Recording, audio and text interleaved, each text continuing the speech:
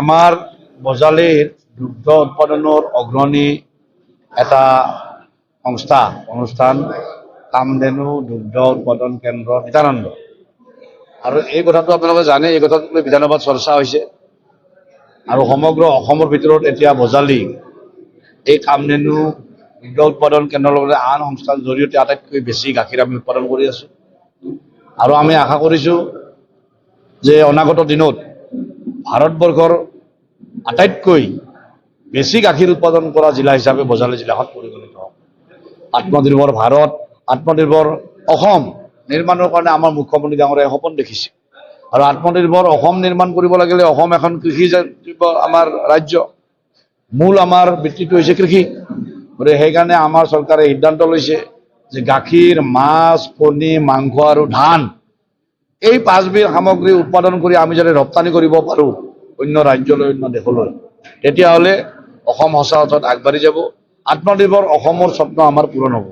আৰু নিত্যানন্দ কামধেনু দুগ্ধ উৎপাদন সমবায় সমিতিয়ে আজিৰ পৰা 20 বছৰ আগতে এই আত্মনিৰ্ভৰশীলতাৰ কথা চিন্তা কৰিছিল আৰু আজি তেওঁলোকে এনেকুৱা এটা পৰ্যায়ত আহিছে যিটো কথাই আজি অসম চৰকাৰক সাহস দিছে।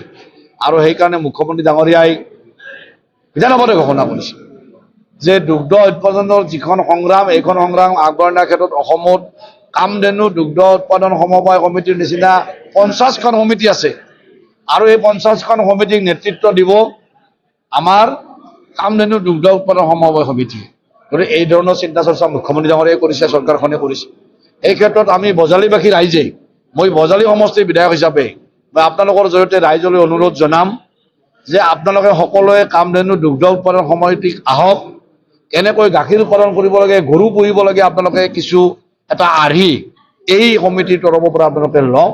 আৰু সেইকাৰণে আজি এই সভাতে মই এটা কথা আহ্বান জনালোঁ আমাৰ সমিতিক যে আপোনালোকে বজালি জিলাত অন্ততঃ 10টা এৱাৰনেছ কেম্প কৰক, ৰাইজক জড়িত কৰক, কেনেকৈ গাখীৰ উৎপাদন কৰিব লাগে, গৰু পুহিব লাগে, এই কথাটো আমি আমাৰ যুৱক যুৱতী, আমাৰ প্ৰজন্মৰ মাজত আমি আগবঢ়াই লৈ যাম। গতিকে তেনেকুৱা ধৰণে আমি চিন্তা চৰ্চা কৰিছোঁ।